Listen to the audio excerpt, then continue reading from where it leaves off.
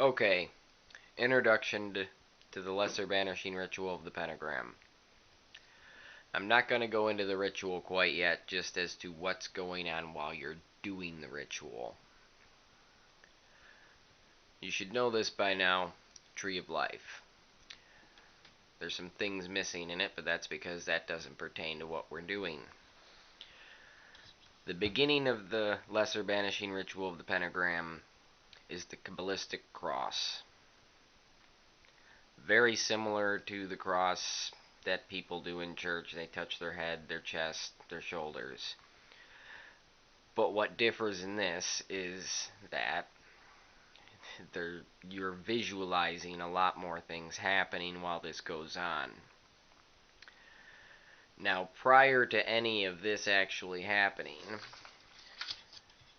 you will be standing in your circle, which doesn't necessarily have to actually exist in the physical world. As long as you can visualize that circle there, you don't have to fuck up your house and paint one. A little square if you have an altar. You don't really need an altar. You don't need a circle that big either. You can do this anywhere. You're standing in your circle. Before you start performing the ritual, before you start vibrating any names, before you start pointing in directions, touching your head, the first thing you have to do is become aware of your astral body. And at that point, you have to grow your astral body. Much larger than the room you're in, much larger than the house you're in, much larger than the city, state, country, all the way up past the earth. You grow taller than the earth.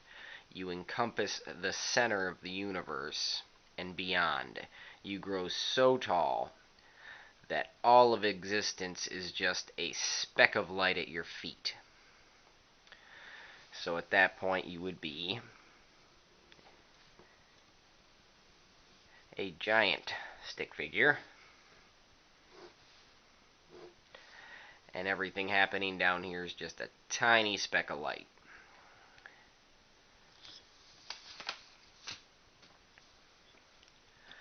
Now what happens from there? You're in a void of space.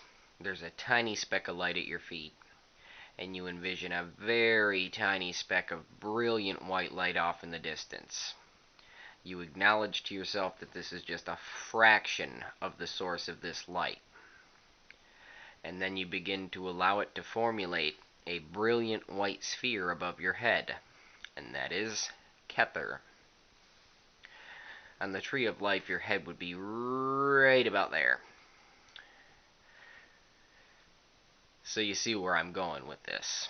Now that your astral body has encompassed itself from the kingdom all the way up, generally when you're doing the Lesser Banishing Ritual, you are in Tapareth.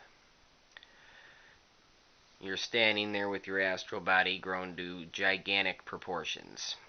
You look up in awe at this brilliant white sphere, raise your hand, touch it with your index finger, and bring it down to your head. Touch right above the eyes and in between, about the third eye level, and vibrate Ah-ta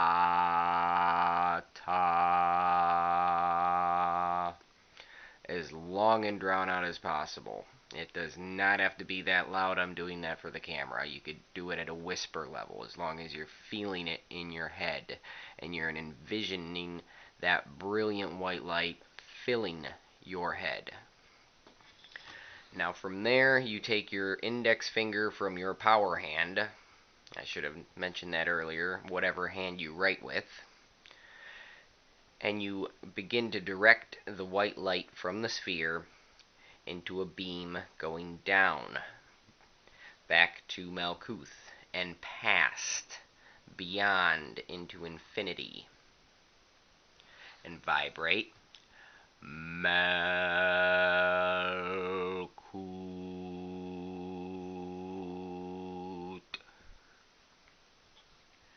From there, you'll bring your index finger up to your right shoulder And although this is on the left side of the paper, you back into it, so that would be your right shoulder. And vibrate. Vigabora.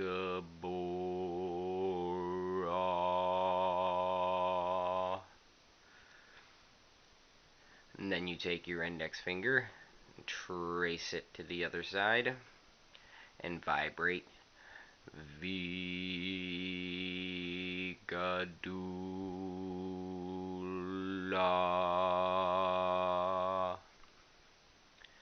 And then after that, you clasp both your hands upon your chest, just above your solar plexus. So right about here. Head right here, heart right there.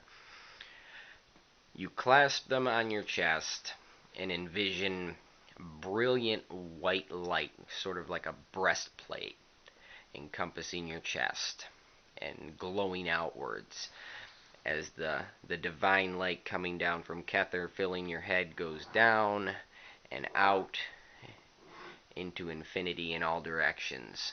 And this breastplate encompasses your chest. You vibrate Leolam.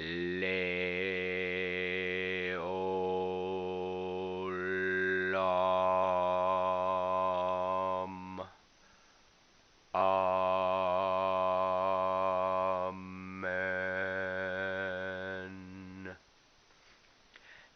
And that is the Kabbalistic cross. In a nutshell. Now, the reason I put the planetary symbols in here, and this is something nothing else talks about, is what's actually going on while you're doing this. For one, it should be obvious, if you know anything about the middle pillar ritual, or even basic knowledge, that you've just begun a very simple sort of beginning practice to the middle pillar, which is Malkuth, Yesod, Tepharath, Dath, which has no sphere, the abyss, which is located in the throat, a little bit under the head, and Kether, the crown. You are also activating Mars energy and Jupiter energy, which are two more chakras. All of these can be related to chakras, which is something I really don't try to get into because it's mishmash of religions. You tend to get confused. But for now, brilliant white sphere, put it in your head, send a brilliant white shaft of life down your center, into infinity and beyond.